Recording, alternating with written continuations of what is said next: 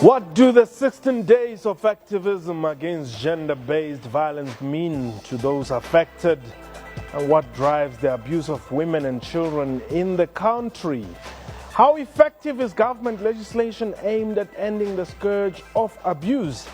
And how can women be assisted to report abusive partners without any fear? What time is it? It's question time.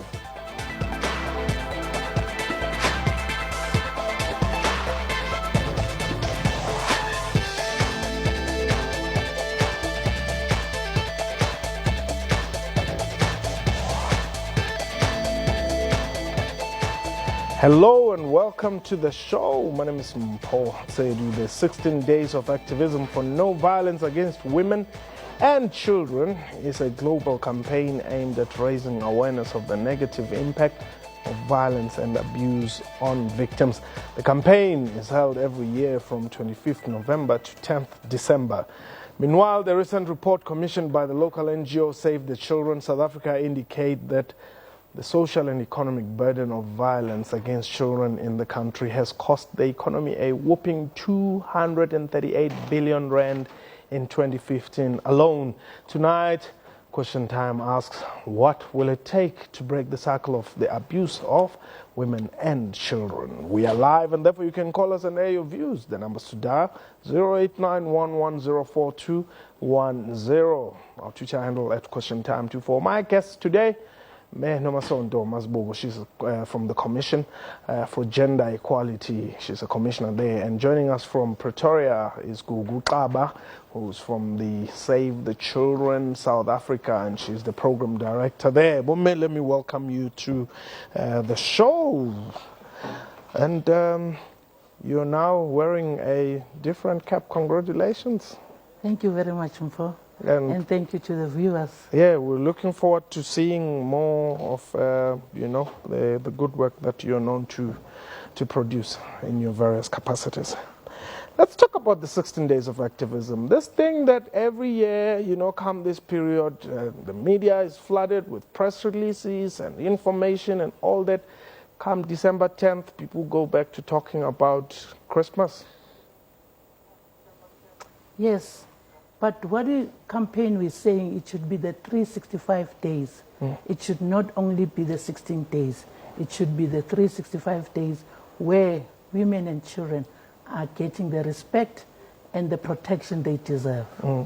But now, to victims of violence, what is this period supposed to mean effectively? Well, firstly, this period means that it is a period where we go to programs and immediately say to the people, it is not only that we are bringing back the pain, but we would like to work with the victims and the perpetrators. And when we look at the girl child, we also look at the boy child to say, together, let's stop the scourge of gender-based violence. And we're saying to the men and also to men's organization to say, let's come together and talk. And that is why the Gender Commission is saying, let's be equal and talk about it. And the love in relationships, the home should not be domestic violence. The rape should not come up only during this. We're saying to people, let's educate people to say, how do you stop the scourge by the treaties that we have, the policies that we have, and it is all the organizations and government coming together to say, can we stop gender-based violence? It is the domestic violence, it is the correctiveness of saying to people, because of their sexuality, they are going to be changed. We're saying to the disabled people, they should not be corrected or be forced contraceptives. It is a wide range of gender-based violence. And we don't look at only one. It is because of the socialization of the people in South Africa, the economic dispensation that we look upon it, the education to say to the girl child and the boy child. In education, you are brothers and sisters. No one should be a victim. But if at all, the messages, that we've been sending out, I mean, we've been providing platforms as well as media to communicate some of this. Why is it still rife? And indeed, perhaps the question should also be, is it still rife, you know, in our communities? I would say yes and no. It wouldn't be rife if we are continuously doing it for 365 days and not wait for the 25th of November to the 10th. People should be educated. People should be told in all the structures that you shouldn't violate the issues of women and the girl child.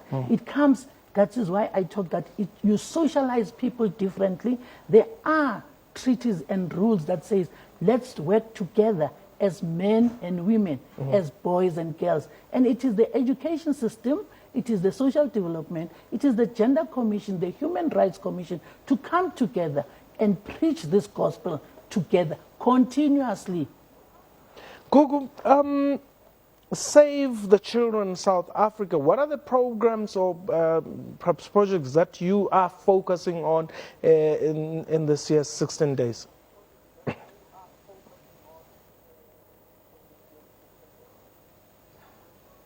In these 16 days of activism, our focus has been, one, to release the report that indicates that the country in 2015 lost an ability to gain about 238 billion rands in its economy due to violence against children.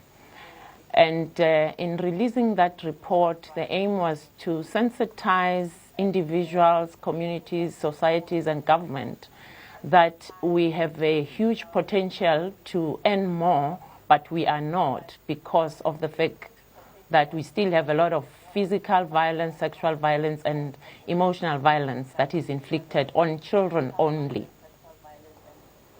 And if you were to quantify it, well, I mean, I hear the figures that you have given us. You know, I don't understand how do you put money into this?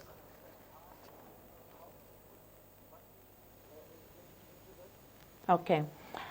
What has happened is that in 2015, SAVE collected data in terms of the amount of physical violence that occurs, the amount of emotional violence that occurs, and sexual violence. And then what you do, you analyze the ability of those people to perform, because once you are affected by violence, of course, there's a negative consequence on your life as an individual. Okay. And then what we could do is to look at qualitative effects of that. Let me give you an example. If a person has been exposed to emotional violence, they have a likelihood of later on being depressed. And once they're depressed, they are not going to go to work on a regular basis, which means there'll be absenteeism.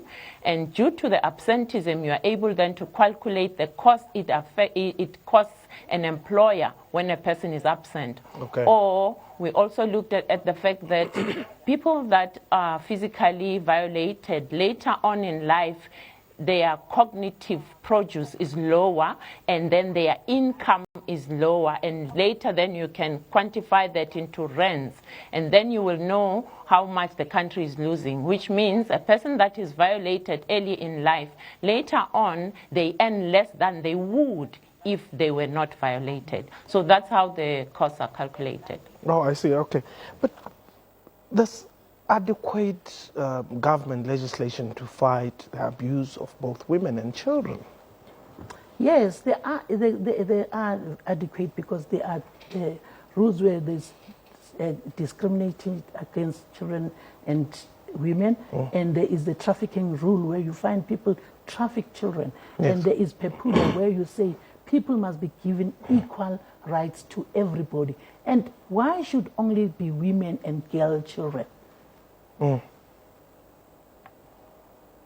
So we should treat everybody equally so that we go to a better country, as government has given equal opportunities to all the people of the country. Right, hold it there. We're going to take a quick break, and when we return, we'll continue our discussion here on the show. The numbers to dial is 089-110-4210. Our Twitter handle at QuestionTime24. Perhaps you're a victim of abuse, or you're involved in some form of programs or projects out there in your community to ensure that women are safe. And we would also like to hear from fathers, boys, and men out there. What are you doing to ensure that these days are a success? We shall return shortly.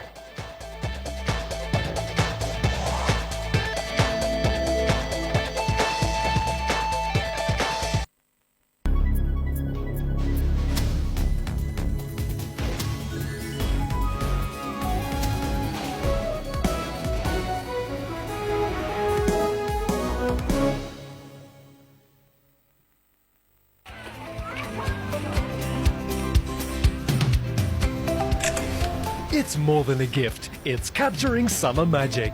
Get a Galaxy S7 Edge in blue coral for 599 Rand per month on Smart S. Plus, a Gear VR headset